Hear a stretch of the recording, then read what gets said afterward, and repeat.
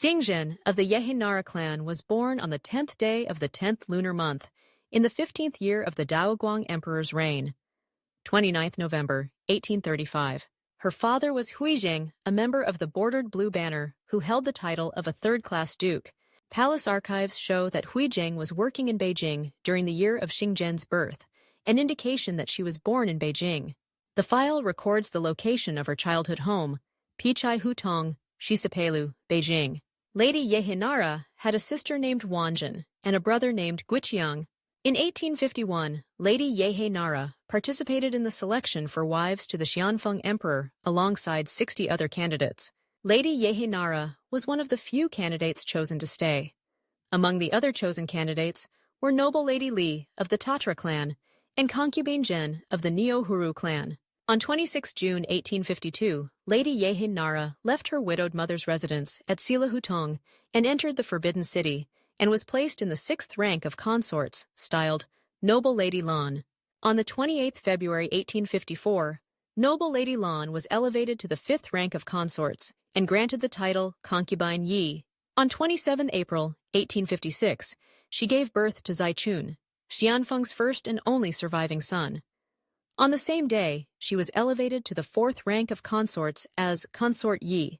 In 1857, when her son reached his first birthday, Consort Yi was elevated to the 3rd rank of Imperial Consort as Noble Consort Yi. This rank placed her second only to Empress Neo-Huru among the women within Xianfeng's harem.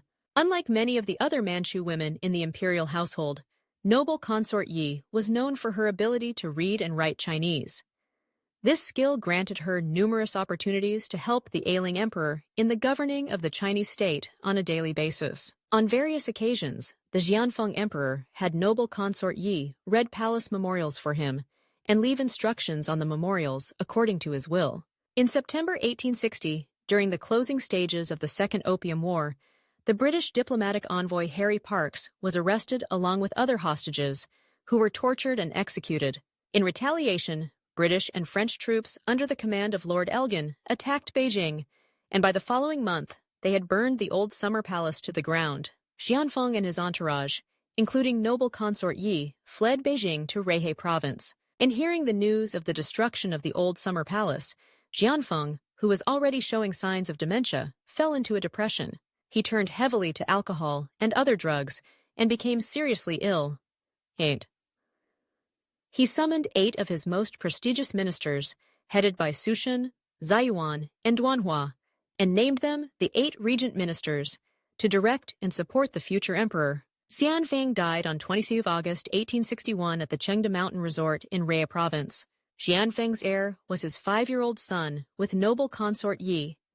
It is commonly assumed that on his deathbed, Xianfeng summoned his empress and Noble Consort Yi and gave each of them a stamp. He hoped that when his son ascended the throne, the 2 women would cooperate in harmony and help the young emperor to grow and mature together. This may also have been done as a check on the power of the 8 regents. There is no evidence for this incident, however, and it is unlikely that the emperor ever would have intended Noble Consort Yi to wield political power. It is possible that the seal, allegedly given as a symbol for the child, was really just a present for Noble Consort Yi herself. Informal seals numbered in the thousands and were not considered political accoutrements, rather objects of art commissioned for pleasure by emperors to stamp on items such as paintings or given as presents to the concubines. Upon the death of the Xianfeng emperor, his empress was elevated to the status of Empress Dowager.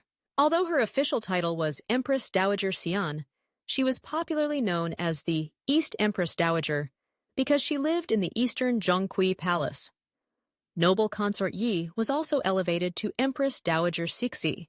She was popularly known as the West Empress Dowager because she lived inside the western Chuxiu Palace. By the time of Xianfeng's death, Empress Dowager Cixi had become a political strategist. In Ruihei province, while waiting for an astrologically favorable time to transport the emperor's coffin back to Beijing, Cixi conspired with court officials and imperial relatives to seize power. Cixi's position as the lower-ranked Empress Dowager had no intrinsic political power attached to it. In addition, her son, the young emperor, was not a political force himself.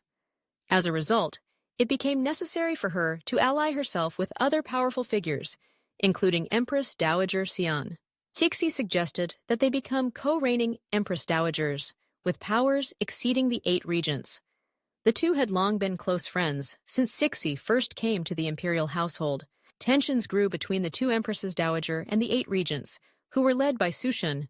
The regents did not appreciate Cixi's interference in political affairs, and their frequent confrontations with the Empresses Dowager left Xian frustrated.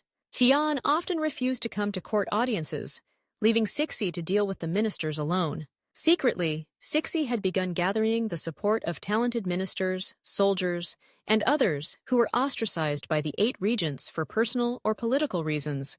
Among them were 2 of Xianfeng's brothers, Prince Gong and Prince Chun. Prince Gong had been excluded from power, yet harbored great ambitions. While Cixi aligned herself with the 2 princes, a memorial came from Shandong asking for her to rule from behind the curtains, or listen to politics behind the curtains, to assume power as de facto ruler. The same memorial also asked Prince Gong to enter the political arena as a principal aide to the emperor. When Yanfeng's funeral procession left for Beijing, Cixi took advantage of her alliances with Princes Gong and Chun. She and her son returned to the capital before the rest of the party, along with Xinyou and Duanhua, 2 of the 8 regents, while Xu was left to accompany the deceased emperor's procession. Cixi's early return to Beijing meant that she had more time to plan with Prince Gong and ensure that the power base of the 8 regents was divided between Xu and his allies, Xinyou and Duanhua. In order to remove them from power, history was rewritten. The regents were dismissed for having carried out incompetent negotiations with the barbarians that had caused Xianfeng to flee to Provine greatly against his will, among other charges. To display her high moral standards, Cixi executed only 3 of the 8 regents. Prince Gong had suggested that Xu and others be executed by the most painful method, known as slow slicing, but Cixi declined the suggestion and ordered that Xu be beheaded, while the other 2, also marked for execution, Xinyou and Duanhua, were given pieces of white silk for them to hang themselves with.